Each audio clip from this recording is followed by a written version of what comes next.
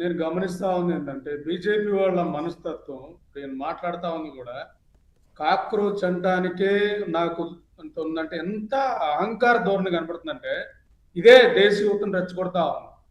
ఒక supreme court judge గారు general గా నేనున్నాను ఆర్టీ యాక్టివిటీ కొట్టి కరప్షన్ మీద లేదా ఆటి మీద లేదా అదాని మీద మేమందరం మాట్లాడుతా ఉన్నాం. అంటే మా అందరికి పని లేక మా అందరికి అవకాశాలు లేక వీళ్ళకి ఏదో మేము పెట్టేసి వీళ్ళ దగ్గర బ్లాక్మెయిల్ చేస్తూ యు ఆర్ ఇన్సల్టింగ్. దాంతో దేశ జనాభా యువత లేదా లాయర్లు వీళ్ళందరూ కూడా రెస్పాండ్ అయ్యి ఈ రోజు 2,20,00,000 మంది మెంబర్లు ఆ పార్టీకి వచ్చారంటే అది పార్టీ కాదు, ఒక వ్యంగ్యంగా పెట్టాడు అతను. యాక్చువల్గా ఈజ్ ఆఫ్ మెంబర్ అతను. అతను ఒక వ్యంగ్యంగా పెడితే ఇంత ఇంత మూమెంట్ దేశంలో వచ్చిందంటే ఇక్కడ నేను చెప్పదలుచుకుంటా ఉంది, ఇక్కడ ఒక పార్టీ వ్యక్తి కాదు, సామాన్యుడు అతను. నిన్న అన్నమలై బీజేపీ నుంచి ఎందుకు వెళ్ళిపోయాడు? ఏ సామాన్యులు కూడా ఈ ప్రజెంట్ రాజకీయ పార్టీల్లో ఉండలేరు. ఎందుకంటే వీళ్ళంతా ముదిరిపోయిన అతి లౌక్యంతో మాట్లాడుతున్న విధానమే కనపడతా ఉంది. ఇక్కడ నేను అడుగుతా ఉంది బీజేపీ సోదరుని, నేను ఒక చార్టెడ్ అకౌంటెంట్, హిండెన్బర్గ్ రిపోర్ట్ అనేది ఒక డౌన్లోడ్ చేసి చూడండి. ఆల్మోస్ట్ వేల transactions money in money out అంటే దేశం నుంచి మనీ ఎడ్ తీసుకురావాలి, దేశంలోకి మనీ ఎడ్ తీసుకురావాలి. ట్రాన్స్ఫర్ ప్రైసింగ్ ఇష్యూస్ అంటే ఈ కంట్రీలో కంపెనీ ఇంకో కంట్రీలో ఇంకో కంపెనీ కంటే ఈ దేశ ప్రాఫిట్ ఆ కంట్రీకి, ఆ దేశ ప్రాఫిట్ ఈ కంట్రీకి, ఇవన్నీ యాజ్ ఎ చార్టెడ్ అకౌంటెంట్ గా దేశద్రోహ కేసులు ఇవన్నీ కూడా. దావూద్ ఇబ్రహీం డి కంపెనీ ఏదైతే చేసింది అనుకుంటున్నామో దానికి 1000 రెట్లు చేసిన దానికి సపోర్ట్ చేస్తున్న సిస్టమ్ ఈ రోజు కూడా. నేను కూడా ఒక పేపర్ క్లిప్పింగ్ చూసా, 26,000 రూపాయల అకౌంట్ లో ఉన్న గ్రూప్ మొత్తం తాలూకు క్యాష్ ఉంటే 2.2 ట్రిలియన్ లోన్ ఇచ్చింది అదాని గ్రూప్ కి. ఏ బేస్ మీద ఇచ్చారు? సామాన్యుడు ఒక బర్రెలో లేదా గొర్రెలు తీసుకుంటానో స్టాండప్ ఇండియా ప్రోగ్రామ్ లేదా ముద్రా ప్రోగ్రామో ఎడిగి నేను తిరుగుతున్న ఫార్మర్ ప్రొడ్యూసర్ కంపెనీ పెట్టించిన 2 సంవత్సరాల నుంచి ఒక్క లోన్ నేను ఇప్పిలాపోయే బ్యాంకుల నుంచి. అంటే ఎవరి కోసం పనిచేస్తా ఉంది వ్యవస్థలు? సిస్టమ్ ఫెయిల్యూర్ సార్ ఇది. సిస్టమ్ ఫెయిల్యూర్ అయింది కాబట్టి 2,20,00,000 మంది బయటకు వచ్చారు. వాళ్ళు బయటకు రాగానే మళ్ళీ మొదలు పెట్టారు. పాకిస్తాన్ వాళ్ళు, బంగ్లాదేశ్ వాళ్ళు, ఆ దేశం వాళ్ళు మేము దేశభక్తులు. నిజంగా మీకు దేశభక్తి ఉంటే ఫస్ట్ అదానిని అరెస్ట్ చేయమనాలి. మీ అందరికి నిజంగా దేశభక్తి ఉంటే అదానిని అరెస్ట్ చేయాలి.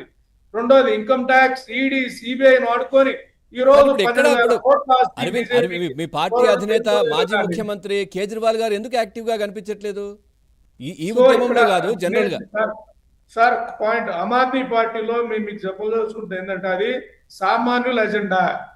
సామాన్యుల ఎజెండా అన్నప్పుడు ఏ పార్టీకి ఆ పార్టీ ఉంటే ఇక్కడ నేను పార్టీ పరంగా కాకుండా ఒక సామాన్యుల ఎజెండా మాట్లాడుతున్నా సార్. నేను చెప్తా ఉంది ఈరోజు నేను అడుగుతా ఉంది, బీజేపీకి 15,000 కోట్లు వచ్చే మిగతా పార్టీలకు 100 కోట్లు 50 కోట్లు కూడా లేవు. ఫేక్ ప్రచారం గురించి మాట్లాడుతున్నాడు.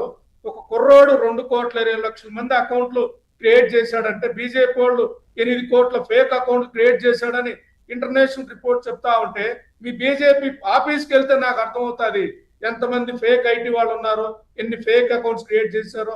నన్ను తిట్టే వాళ్ళలో బొచ్చిన మంది 100 మంది ఫేక్ బీజేపీ వాళ్ళు ఉంటారు.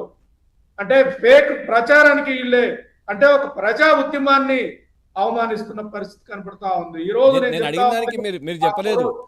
కేజ్రీవాల్ గారు ఎందుకు యాక్టివ్ గా కనిపించట్లేదు అంటే ఇప్పుడు ఇవన్నీ జరుగుతున్నాయని మీరు అన్నారు కదా, మరి వారు ఎందుకు బయటకు వచ్చి మాట్లాడట్లేదు? ఇప్పుడు సార్ పార్టీ పరంగా పాలసీస్ వాళ్ళు తీసుకుంటే నేను అంటుంది ఆల్రెడీ సంజయ్ సింగ్ గారిని అందరు కూడా చెప్పారు కదా, మాట్లాడారు కదా, ఈ మనీష్ సిసోడియా కూడా మాట్లాడారు కదా, నీటి మీద మాట్లాడుతుంది ఆమ్ ఆద్మీ పార్టీ వాళ్ళే కదా.